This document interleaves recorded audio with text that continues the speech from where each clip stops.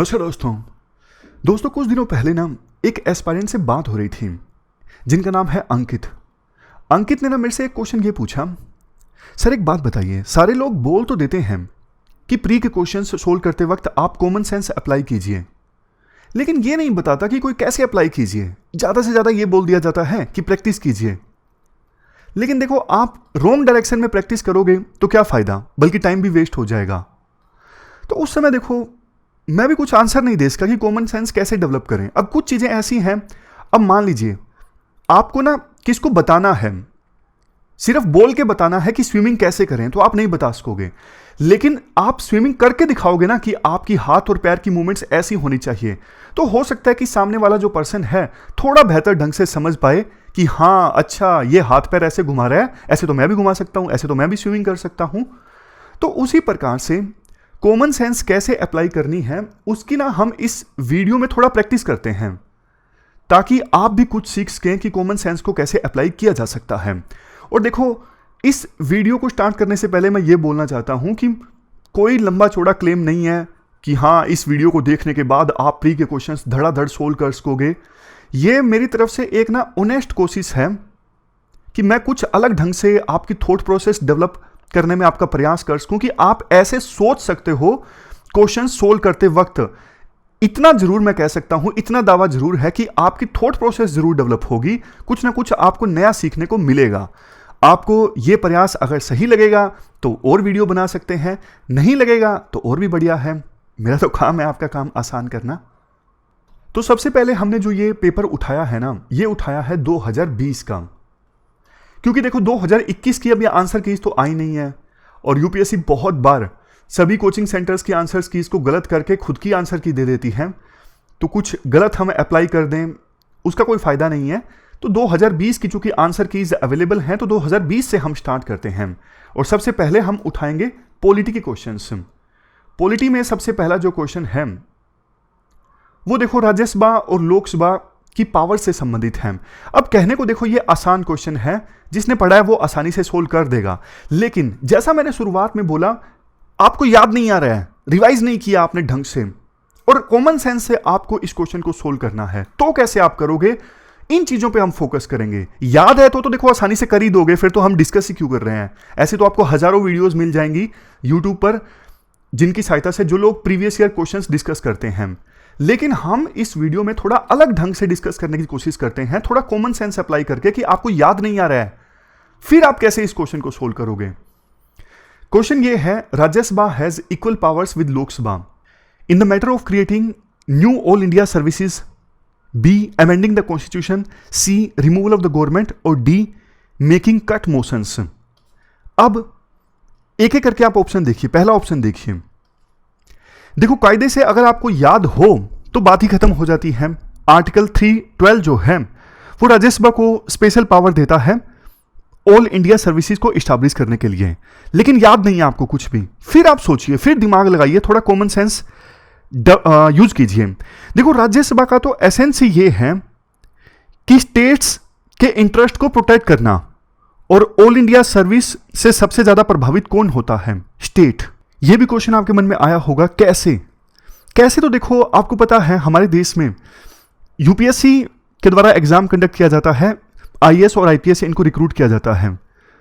अब IAS officers की cadre controlling authority कौन है, डीओपीटी, जो सेंट्रल गवर्नमेंट के अंदर आती है, डायरेक्टली पीएमओ के अंदर आती है।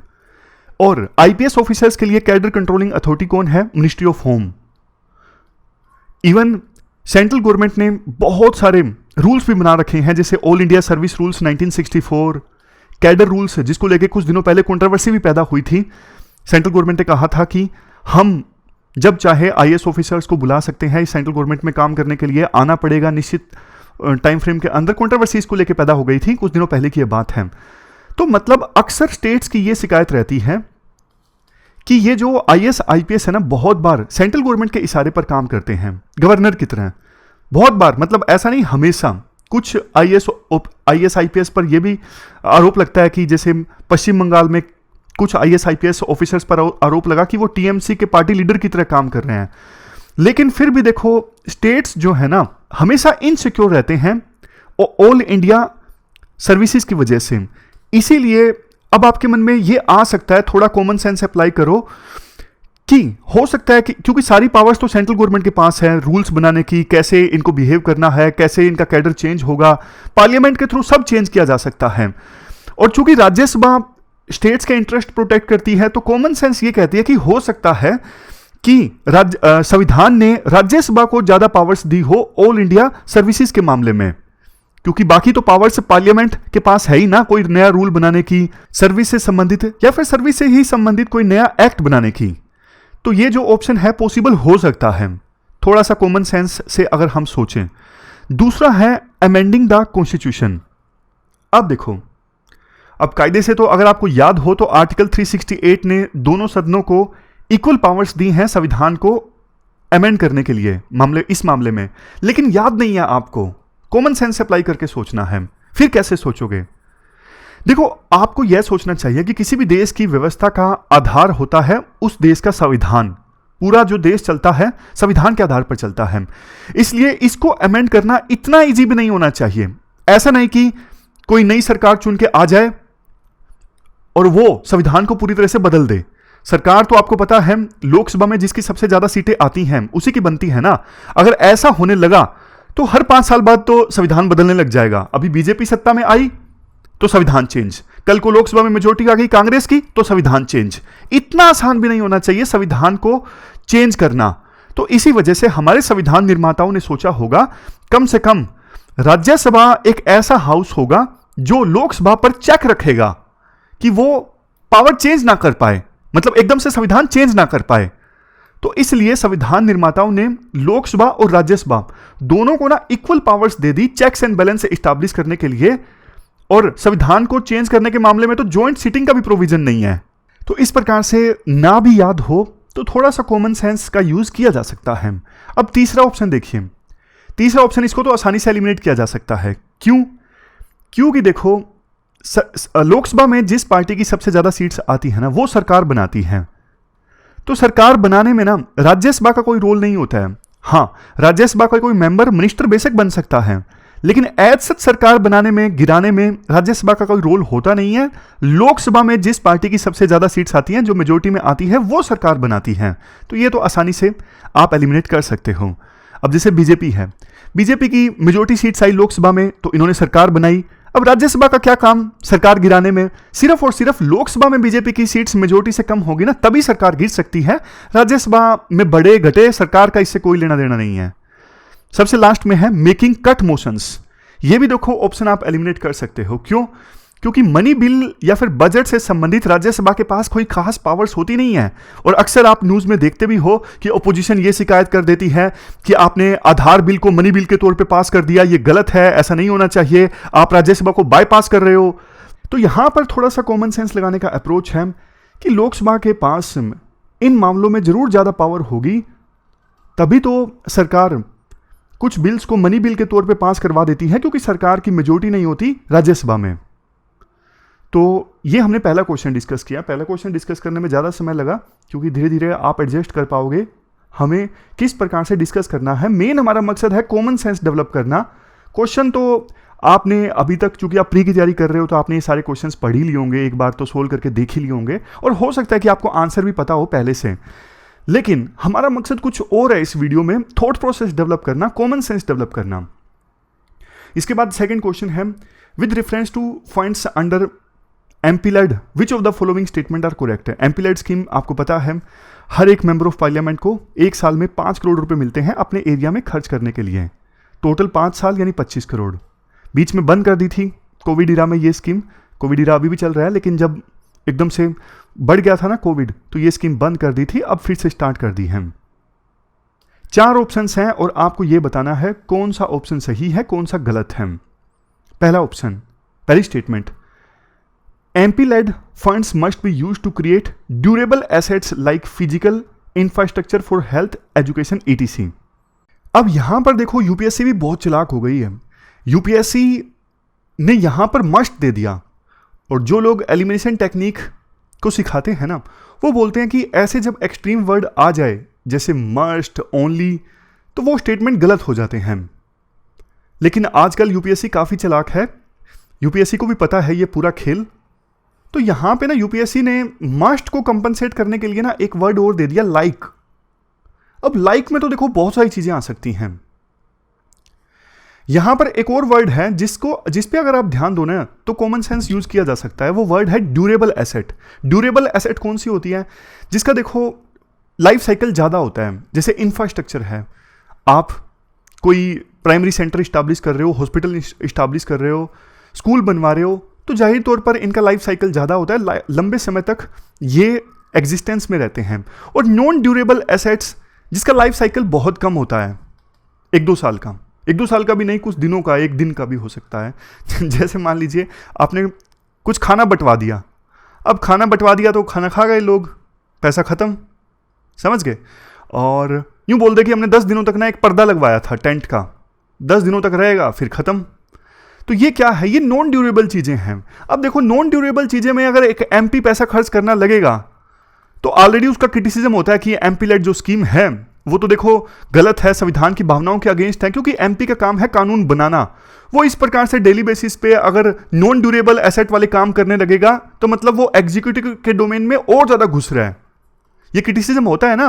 और दूसरा देखो करप्शन भी तो ज्यादा होता है। जब कोई सरकार नॉन ड्यूरेबल एसेट में ज्यादा खर्च करती है ना, जिसका लाइफ साइकिल बहुत ही कम है, 1-2 दिनों का या फिर 1-2 साल का, तो फिर करप्शन करने की संभावना भी ज्यादा होती है।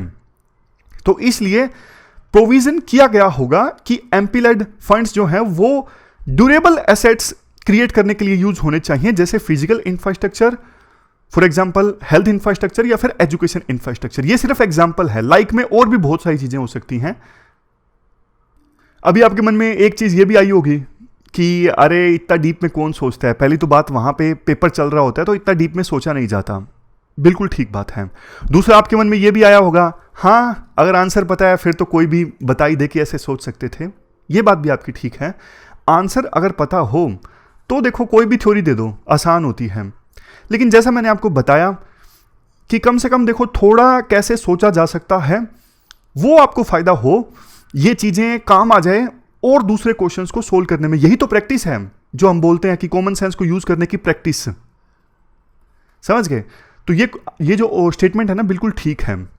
अब दूसरी स्टेटमेंट की आप बात कीजिए, a specified portion of each MP fund must benefit SC ST population. वैसे भी देखो कोई भी सरकार स्कीम लॉन्च करती है ना तो SC ST पॉपुलेशन का तो खास ख्याल रखती है। जैसे हाउसिंग स्कीम्स हैं उनमें आपने देखा होगा SC ST कमेटी के लोगों के लिए खास ख्याल रखती हैं। तो ये स्टेटमेंट सही हो सकती है, ऐसा कॉमन सेंस कहता है। तीसरी स्टेटमेंट देखिए, MP LAD funds are sanctioned on the yearly basis and unused funds can not be carry out forward to next year. सोच के देखिए क्या ऐसा हो सकता है। मान लीजिए कोई एमपी है, स्टेटमेंट पता लग गई ना, रिपीट कर देता हूं कि जो एमपी लेड फंड है ना वो ईयरली बेसिस पर एलोकेट किए जाते हैं। जैसे एक साल में कोई एमपी 5 करोड़ यूज कर सकता है और एक साल में नहीं करेगा तो वो लैप्स हो जाएगा। सोच के देखिए कितना इलॉजिकल है ये। मान लीजिए कोई एमपी बेचारा बीमार हो गया 1 साल के लिए, तो उसका 5 करोड़ तो पड़ा का पड़ा रह गया, यूज ही नहीं कर सका उसने तो, क्योंकि वो बेचारा बीमार हो गया था, वो घर से बाहर निकला नहीं। तो इसका खामियाजा उस क्षेत्र की जनता क्यों भुगते? 5 करोड़ एमपी ने नहीं यूज किए तो मतलब 5 करोड़ जिस क्षेत्र का वो एमपी है उसके लोगों के लिए यूज नहीं किए, तो फिर तो लोगों का नुकसान हो गया ना। एमपी की गलती से लोगों को तो नुकसान नहीं होना चाहिए ना।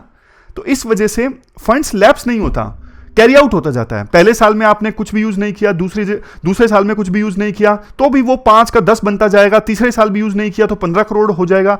और ये तो एक क्रिटिसिज्म भी है, मेंस में हम पढ़ते हैं ना, एमपी लेड स्कीम का एक क्रिटिसिज्म है कि जो ये एमपी लोग क्या करते हैं, चुने जाने के बाद पहले दूसरे तीसरे साल में जानबूझ के पैसा नहीं खर्च करते, लेकिन जैसे ही इलेक्शन ईयर आता है ना, लास्ट साल में 25 के 25 करोड़ रुपए एकदम से खर्च कर देते हैं, ये दिखाने के लिए कि मैंने बहुत काम किया है।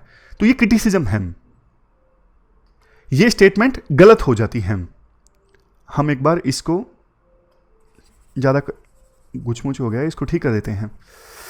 तो ये चौथा स्टेटमेंट देखिए इसके बाद, the district authority must inspect at least 10% of all works under implementation every year. अब आपके मन में आया होगा, अब बताओ ना इसमें कैसे कॉमन सेंस लगाएंगे? इसमें नहीं लगा सकते। अब 10% की जगह 1% भी हो सकता है, 20% भी हो सकता है। नहीं पढ़ा तो नहीं पढ़ा, सीधी सी बात है। इसमें कोई खास कॉमन सेंस लग नहीं रही है। अगर यूं भी होता कि district authority must inspect all the work, तो भी कॉमन सेंस लगाना मुश्किल था। ये तो या तो आपने पढ़ा है या फिर नहीं पढ़ा है। वैसे ये स्टेटमेंट बिल्कुल सही है और इस क्वेश्चन का आंसर है 1, 2, 4। ये डी इस क्वेश्चन का सही आंसर है। अब देखो एमपी-लैड स्कीम में आप लोग तो पढ़ते हो बिल्कुल थोड़ा सा, आपने 8-10 लाइंस पढ़ ली एमपी-लैड स्कीम के बारे में ज़्यादा से ज़्यादा, लेकिन ना एमपी-लैड स्कीम के बारे में पूरी सरकार ने गाइडलाइन दी हुई है। ये देखो पूरा डॉक्यूमेंट है इस स्कीम की इंप्लीमेंटेशन से संबंधित, और ये डॉक्यूमेंट है 74 पेजेस का, 74 से भी ज़्यादा, 81 पेजेस का है शायद। आधे पेज तो ऐसे ही भर रखे हैं, ज़्यादा ही भर रखे हैं ऐसे, मतलब काम के पेज तो सच में कम है, लेकिन फिर बीचे मान लिया 30 भी हैं काम के पेज, 25 भी हैं, तो एक एक स्कीम के लिए 25-25 पेज कौन पढ़ेगा आप बताओ। तो इसीलिए कॉमन सेंस से क्वेश्चन कैसे सोल्व करें, ये इसकी प्रैक्टिस जरूरी है। तो अब आते हैं तीसरे क्वेश्चन की तरफ। हमारा आज का तीसरा क्वेश्चन बहुत इजी क्वेश्चन है, लेकिन याद ना हो तो कैसे सोल्व करें वो मेन बात है। क्वेश्चन है which one of the following categories fundamental rights incorporates protection against untouchability as a form of discrimination. मतलब जो प्रोटेक्शन अगेंस्ट अनटचेबिलिटी है ना, वो कौन से फंडामेंटल राइट के अंतर्गत आता है? Right to equality, right to constitutional remedy, right to freedom, right against exploitation. अब देखो कायदे से अगर आपको याद है कि अनटचेबिलिटी प्रोहिबिट तो हमारे संविधान में आर्टिकल 17 के तहत की गई है, और आर्टिकल 14 से लेके आर्टिकल 18 जो है वो तो राइट टू इक्वालिटी से संबंधित है। तो बहुत ही आसान क्वेश्चन है, मान लिया, लेकिन याद नहीं आया आपको। मान लीजिए सच में यादाश्त कम हो गई थोड़ी, तो कॉमन सेंस इसमें आप देखो ये अप्लाई करोगे। अनटचेबिलिटी का तो पूरा आधार ही इनइक्वालिटी है ना, ये मानना कि कुछ लोग जो हैं उनको छूना भी नहीं है, वो अनइक्वल है, वो हमारे बराबर नहीं है, तो छूना भी नहीं है तो उनके साथ तो डिस्क्रिमिनेशन होगा ना। तो ये बात इक्वालिटी इनइक्वालिटी की है। आप किसी को छू भी नहीं रहे हो, यानी आप अपने बराबर नहीं मान रहे हो उस पर्सन को, तभी तो आप उसको छू भी नहीं रहे हो, आप उसके साथ डिस्क्रिमिनेशन कर रहे हो। तो क्या हो रहा है, यानी आप अपने बराबर नहीं मान रहे हो उसको, तो बराबर नहीं मान रहे हो, इससे सुरक्षा करना कौन से राइट के अंदर आएगा? Right to equality. तो ये सिंपल सी कॉमन सेंस यहां पे लगाई जा सकती है। चलो ये आसान था इसलिए ज्यादा समय इस पे हम इन्वेस्ट नहीं करेंगे, आगे चलते हैं। In India separation of judiciary from the executive is enjoined by, मतलब जो सेपरेशन है जुडिशरी और एग्जीक्यूटिव का, ये कहां पे इसका प्रोविजन किया गया है संविधान में? 4 ऑप्शंस हैं। सबसे पहले प्रीएम्बल, दूसरे नंबर पे डीपीएसपी, तीसरे नंबर पे 7th शेड्यूल और चौथे नंबर पे कन्वेंशनल प्रैक्टिस। कैसे सोल्व करोगे? प्रीएम्बल हो सकता है? नहीं, प्रीएम्बल नहीं हो सकता। क्यों? प्रीएम्बल में तो बड़ी बड़ी बातें बोली गई हैं, we the people of India, हमने ये डिसाइड किया है, हम ऐसा देश बनाएंगे जिसमें justice, liberty, equality, socialist, secular, ये सारी टर्म्स यूज की गई हैं, लेकिन स्पेसिफिक प्रोविजंस नहीं है प्रीएम्बल में। छोटा सा है प्रीएम्बल, तो प्रीएम्बल तो एलिमिनेट हो जाता है। उसके बाद बी छोड़ देते हैं, सी पर आते हैं एक बारी। 7th शेड्यूल, 7th शेड्यूल में तो आपको पता है ये सब चीजें आती हैं। ये सब्जेक्ट स्टेट के अंडर आएगा या फिर सेंटर के अंडर आएगा या फिर कॉन्करेंट लिस्ट में आएगा, ये सब चीजें आती है ना 7th शेड्यूल के अंतर्गत। तो इनमें ना जुडिशरी का काम नहीं है, ये तो स्टेट और सेंटर के बीच में लड़ाई चलती रहती है कि एजुकेशन जैसे कॉन्करेंट लिस्ट में आता है। फार्म लॉज को लेकर काफ़ी चर्चा हुई थी कि जो फार्म लॉज हैं वो पार्लियामेंट कैसे कानून बना सकती है। एग्रीकल्चर स्टेट में आता है तो सेंटर ने कहा कि हम बना सकते हैं, क्योंकि जो फूड मार्केटिंग है वो कॉन्करेंट में आता है, इसलिए हम इन पर कानून बना सकते हैं। तो इन सब में जुडिशरी का काम नहीं है। विभिन्न टीयर्स ऑफ गवर्नमेंट है ना, जो जैसे सेंटर स्टेट, ये आपस में पावर डिवाइड कर रहे हैं 7th शेड्यूल के अंतर्गत, तो ये भी एलिमिनेट हो जाता है। तीसरा देखिए कन्वेंशनल प्रैक्टिस। कन्वेंशनल प्रैक्टिस तो देखो वेग सा है बिल्कुल ही, मतलब क्या संविधान में कोई कन्वेंशनल प्रैक्टिस है भी सही? तो क्या बच गया? बच गया बी। लेकिन डीपीएसपी क्यों हो सकता है? मतलब आपको क्यों लगे कि हाँ डीपीएसपी ही इसका आंसर हो सकता है? तो कॉमन सेंस देखिए, डीपीएसपी है क्या, इतना तो आपको पता है। डीपीएसपी एक प्रकार से गवर्नमेंट को गाइडलाइंस हैं कैसे आपको देश चलाना है। एग्जाम्पल जैसे कि सरकार यूनिफॉर्म सिविल कोड इंप्लीमेंट करने की कोशिश करेगी, सरकार इंटरनेशनल पीस और सिक्योरिटी प्रमोट करेगी। ये सब क्या है? ये सब सरकार को गाइडलाइंस है आपको कैसे देश चलाना है। तो और संविधान का कोई भी हिस्सा है ना, वो सरकार को गाइडलाइन नहीं देता है। तो इसी में से एक ये वेलफेयर प्रोविजन है कि जुडिशरी जो है वो सेपरेट होगी पब्लिक सर्विसेज में एग्जीक्यूटिव से। ये देखो आर्टिकल 50 में ये बोला गया है। तो इससे थोड़ा सा आपको अंदाजा लग सकता है कि सारी जो वेलफेयर आइडियल्स की बात है ना वो डीपीएसपी में की गई है, तो इसकी बात भी डायरेक्टली की गई होगी डीपीएसपी में। वैसे तो बाकी 3 एलिमिनेट हो जाते हैं तो यही बचता है, लेकिन कैसे डीपीएसपी, इस पे भी अगर आपको श्योर होना हो तो इस प्रकार से आप श्योर हो सकते हो। इसके बाद हमारा अगला क्वेश्चन है, along with budget the finance minister also places other documents before the parliament which include macro economic framework statement. The aforesaid document is presented because this is mandated bye, मतलब समझ गए ना क्वेश्चन, कि budget के साथ साथ finance minister जो हैं वो दूसरे डॉक्यूमेंट्स भी पार्लियामेंट के सामने प्रेजेंट करती हैं, जिसमें से एक है the macro economic framework statement. कोई कन्वेंशन, कोई एक्ट या फिर आर्टिकल बताइए जिसके तहत फाइनेंस मिनिस्टर बजट के साथ ये स्टेटमेंट प्रेजेंट करती हैं। अब है तो ये भी फैक्चुअल क्वेश्चन, लेकिन इसमें कैसे कॉमन सेंस को हम यूज करें। सबसे पहले तो देखो आपके दिमाग में एक चीज ये आ सकती है, the macro economic framework statement भारी भरकम सी चीज है। क्या हमारे संविधान निर्माताओं ने, संविधान जो कि पॉलिटी का एक सब्जेक्ट है, पॉलिटी में आता है, तो क्या इस संविधान में इकोनॉमी की इतनी भारी भरकम टर्म्स को डाला होगा किसी आर्टिकल के तहत? थोड़ा मुश्किल सा लगता है, मतलब इतनी भारी भरकम इकोनॉमी की टर्म्स को संविधान में डाला होगा हमारे संविधान निर्माताओं ने। क्या मैं एक्सट्रीम जा रहा हूं? नहीं, थोड़ा तो देखो लगता है, मतलब मुझे तो ये जरूर लगा ऐसा कि मैक्रो इकोनॉमिक फ्रेमवर्क स्टेटमेंट, इतनी भारी भरकम टर्म को हमारे संविधान निर्माता क्यों ही डालेंगे। अब आपके मन में अगर ये आया हो कि अब क्या पता संविधान को अमेंड कर दिया गया हो, नहीं, इतनी भी कोई चीज़ नहीं है ये संविधान को अमेंड करके स्पेशली ये डाला जाए मैक्रो इकोनॉमिक फ्रेमवर्क स्टेटमेंट। तो कम से कम संविधान को अमेंड करके तो ये चीज़ नहीं डाली गई होगी, और ना ही संविधान निर्माताओं ने इतनी भारी भरकम इकोनॉमी टर्म का प्रोविजन संविधान के किसी आर्टिकल में किया होगा कि आम जनता को भी कतई समझ में ना आए। हालांकि ये क्रिटिसिज्म ये भी है कि संविधान में लैंग्वेज काफ़ी टफ है, वो आम जनता को वैसे भी समझ में नहीं आती है। उसके बाद नेक्स्ट देखिए, provision of fiscal responsibility and budget management. अब देखो नाम से क्या लग रहा है, फिस्कल रिस्पॉन्सिबिलिटी यानी फाइनेंस को कैसे संभाला जाए इसकी रिस्पॉन्सिबिलिटी, और बजट को कैसे मैनेज किया जाए इसकी रिस्पॉन्सिबिलिटी, मतलब बजट को कैसे मैनेज किया जाए, ये चीजें, ये है एक्ट 2003 की ये एक्ट में आती हैं। अब आप इस चीज को देखिए, macro economic framework statement, economy micro level पे भी होती है, मैक्रो लेवल पे भी होती है। तो मैक्रो लेवल पे इकोनॉमी का फ्रेमवर्क क्या होगा उससे संबंधित स्टेटमेंट, तो इनमें आपको जरूर सिमिलरिटी लगती है। थोड़ा सा लगता नहीं कि दोनों सेम सी चीजें हैं।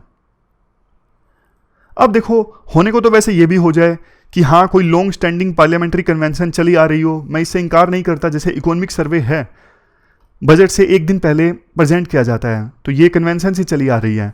होने को तो इसमें भी हो सकता है, कॉमन सेंस के बेसिस पे सिर्फ हम सोल्व करें, लेकिन नहीं, अगर ज़्यादा संभावना अगर आपको ए और डी में चूज करना हो तो जाहिर तौर पर आपका मन बोलेगा कि हाँ डी मैं चूज करता हूं, और ये सारी प्रॉब्लम्स आपकी दूर हो जाएंगी अगर आपने एफआरबीएम एक्ट पढ़ा होगा।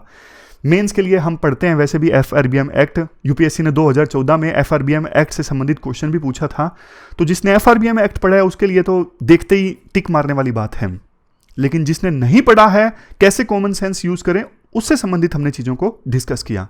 अब आते हैं अगले क्वेश्चन की तरफ।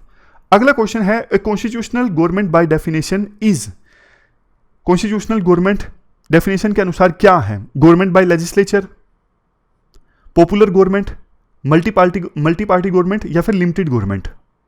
इस क्वेश्चन में देखो आपको थोड़ा सा ना कंसेप्ट क्लैरिटी का होना जरूरी है। याद नहीं है तो चलेगा, लेकिन थोड़ा सा कंसेप्ट का जरूर पता होना चाहिए। मतलब काफी पहले पढ़ा था, कंसेप्ट क्लियर है तो आसानी से इस क्वेश्चन को सोल्व कर सकते हो। आप वर्ड्स का ना एसेंस समझने की कोशिश कीजिए कि कॉन्स्टिट्यूशनल गवर्नमेंट का मतलब क्या है। कॉन्स्टिट्यूशनल गवर्नमेंट मतलब जो संविधान के प्रोविजंस के आधार पर चले, रूल ऑफ लॉ के अकॉर्डिंग चले। मतलब सरकार ऐसा नहीं कि अपनी मनमर्जी से करे, सरकार संविधान के हिसाब से चले। क्योंकि देखो सरकार तो आपको पता है हमेशा के लिए रूल नहीं कर सकती, सरकार एक निश्चित समय के लिए चुनी जाती है, सरकारें आती जाती रहती हैं, लेकिन देश में स्टेबिलिटी के लिए, कंटिन्यूटी के लिए संविधान का होना जरूरी है। तो सरकारों को संविधान के हिसाब से चलना होता है। तो अब आप देखिए, सरकार को चूंकि देखो संविधान के हिसाब से चलना होता है, रूल के हिसाब से चलना होता है, कानून के हिसाब से चलना होता है, तो अगर आपको यह चीज समझ में आ जाए ना तो डी तो टिक करना आसान है। लिमिटेड गवर्नमेंट, गवर्नमेंट ऐसा नहीं कि अपनी मर्जी से कुछ भी कर दे, मतलब रात को प्रधानमंत्री सोए और सुबह सुबह उठे, उनका मन किया अरे यार ये यूपीएससी बढ़िया संस्था नहीं है, इसको खत्म कर दो, एक ऑर्डर के साथ उन्होंने खत्म किया। नहीं भैया, ऐसा नहीं हो सकता है। यूपीएससी संविधान में दी हुई बॉडी है, कॉन्स्टिट्यूशनल बॉडी है, आप इसको अपना मन किया ऐसे नहीं खत्म कर सकते हो। तो लिमिटेड पावर है गवर्नमेंट की, तो इस कॉमन सेंस अगर आप लगाओगे तो डी सही हो जाता है। लेकिन चलो मान लिया नहीं डी ध्यान में आया, तो फिर अब एक एक ऑप्शन को आप देखिए कैसे कॉमन सेंस अप्लाई करनी है। गवर्नमेंट बाय द लेजिस्लेचर, कोई जरूरी ऐसा हो सकता है? नहीं। क्यों? क्योंकि देखो यूएसए भी कॉन्स्टिट्यूशनल गवर्नमेंट है, लेकिन यूएसए में तो लेजिस्लेचर कभी सरकार नहीं बनाते, है ना, वहां पे तो प्रेसिडेंट चुना जाता है, प्रेसिडेंट फिर अपनी जो कैबिनेट है वो डिसाइड करता है अलग से। तो पहला ऑप्शन गलत हो जाता है।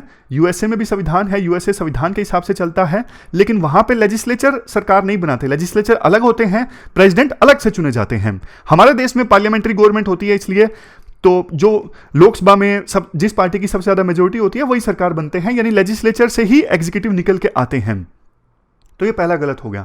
अब दूसरा देखिए, पॉपुलर गवर्नमेंट। पॉपुलर गवर्नमेंट मतलब जिसमें जनता जो है वो लेजिस्लेचर और एग्जीक्यूटिव को कंट्रोल करती है, इलेक्ट करती है।